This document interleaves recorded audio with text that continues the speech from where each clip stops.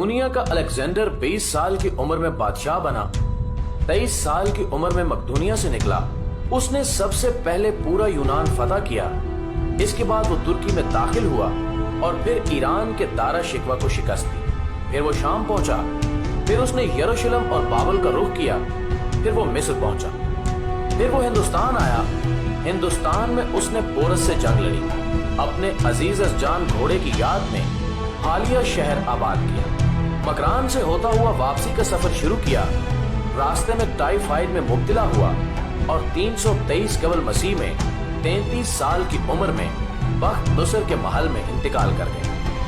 دنیا کو آج تک بتایا گیا کہ وہ انسانی تاریخ کا عظیم جرنیل، فاتح اور بادشاہ تھا، اور تاریخ نے اس کے کارناموں کی وجہ سے اسے الیگزینڈر دی گریٹ کا نام دے دیا، اور ہم نے اسے سکندر یعنی بادشاہوں کا بادشاہ بنا دیا۔ لیکن آج میں 21ویں صدی کے 19ویں سال میں پوری دنیا کے مورخین کے سامنے یہ سوال رکھنا چاہتا ہوں کہ کیا حضرت عمر فاروق رضی اللہ تعالی عنہ کے ہوتے ہوئے الیگزینڈر کو سکندر اعظم کہلانے کا حق حاصل ہے؟ میں دنیا بھر کے مورخین کو سکندر اعظم اور حضرت عمر فاروق رضی اللہ تعالی عنہ کی فتوحات اور کارناموں کے موازنے کی دعوت دیتا ہوں۔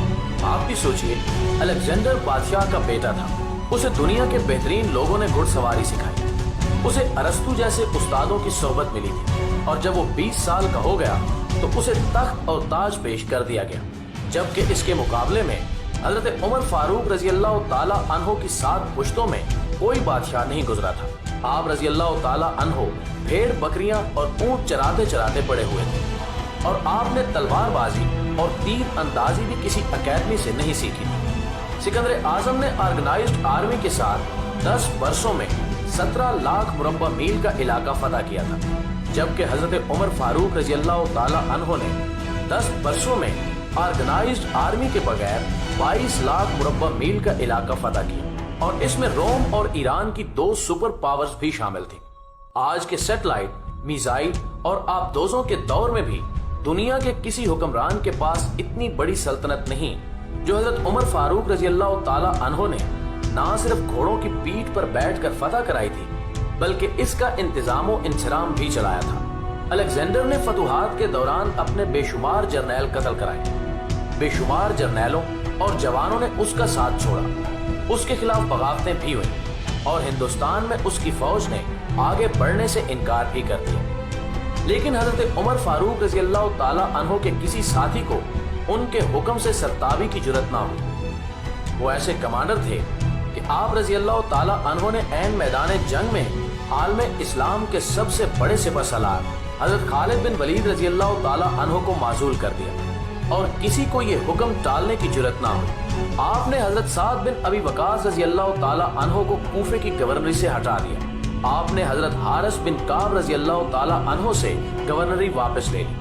آپ نے حضرت عمر بن عاص رضی اللہ تعالی عنہ کا مال ضبط کر لیا، اور آپ نے حمص کے گورنر کو واپس بلا کر اونٹ چرانے پر لگا دیا، لیکن کسی کو حکم عدولی کی جرت نہ ہو۔ الیگزینڈر نے 17 لاکھ مربع میل کا علاقہ فتح کیا، لیکن دنیا کو کوئی نظام، کوئی سسٹم نہ دے سکا، جبکہ حضرت عمر فاروق رضی اللہ تعالی عنہ نے دنیا کو ایسے سسٹم دیے جو آج تک پوری دنیا میں رائج ہے۔ آپ رضی اللہ تعالی عنہ نے نماز فجر میں الصلاۃ خیر من النوم کا اضافہ کرایا۔ آپ رضی اللہ تعالی عنہ کے عہد میں نماز تراویح کا باقاعدہ سلسلہ شروع ہوا۔ آپ رضی اللہ تعالی عنہ نے شراب نوشی کی سزا مقرر کی، سنہ ہجری کا اجرا کیا، جیل کا تصور دیا، مؤذنوں کی تنخواہیں مقرر کی، مسجدوں میں روشنی کا بندوبست کرایا، پولیس کا محکمہ بنایا، ایک مکمل عدالتی نظام کی بنیاد رکھی، آبپاشی کا نظام قائم کرایا، فوجی چھاونیاں بنوائیں، اور فوج کا باقاعدہ محکمہ قائم کیا۔ آپ رضی اللہ تعالی عنہ نے دنیا میں پہلی بار دودھ پیتے بچوں، معذوروں، بیواؤں اور بے آسراؤں کے وظائف مقرر کیے۔ آپ رضی اللہ تعالی عنہ نے دنیا میں پہلی بار حکمرانوں، سرکاری عہدیداروں اور والیوں کے اثاثے ڈکلیئر کرنے کا تصور دیا۔ آپ رضی اللہ تعالی عنہ نے بے انصافی کرنے والے ججوں کو سزا دینے کا سلسلہ بھی شروع کیا۔ آپ رضی اللہ تعالی عنہ نے دنیا میں پہلی بار حکمران کلاس کی اکاؤنٹیبلٹی شروع کی۔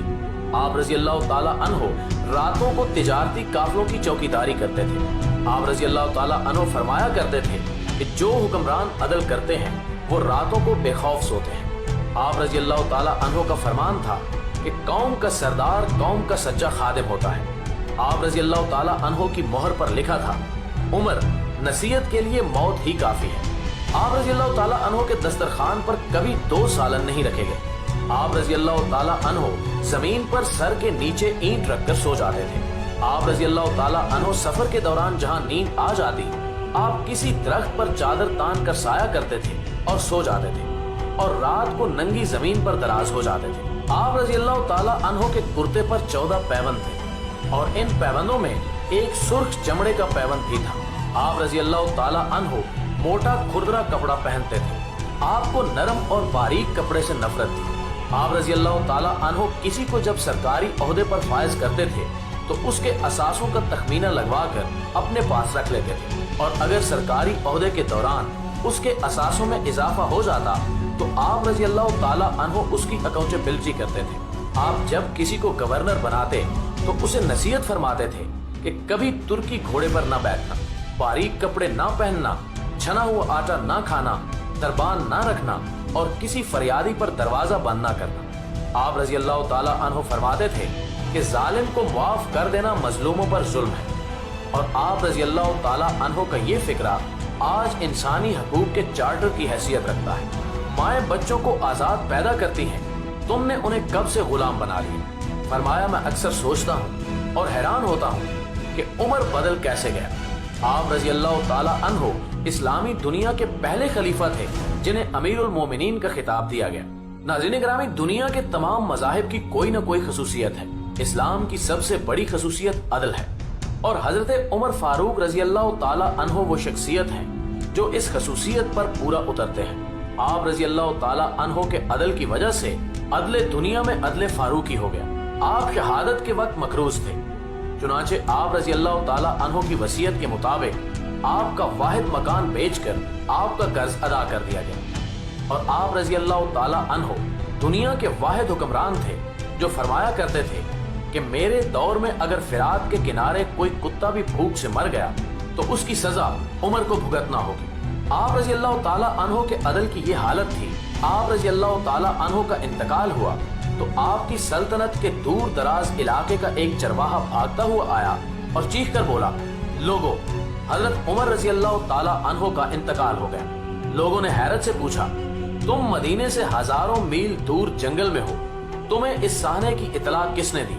चरवाहा बोला कि जब तक हजरत उमर फारूक रजी अल्लाह ताला अन्हो जिंदा थे, मेरी भेड़ें जंगल में बेखौफ फिरती थी और कोई दरिंदा उनकी तरफ आंख उठाकर नहीं देखता था। लेकिन आज पहली बार एक भेड़िया मेरी भेड़ का बच्चा उठाकर ले गया।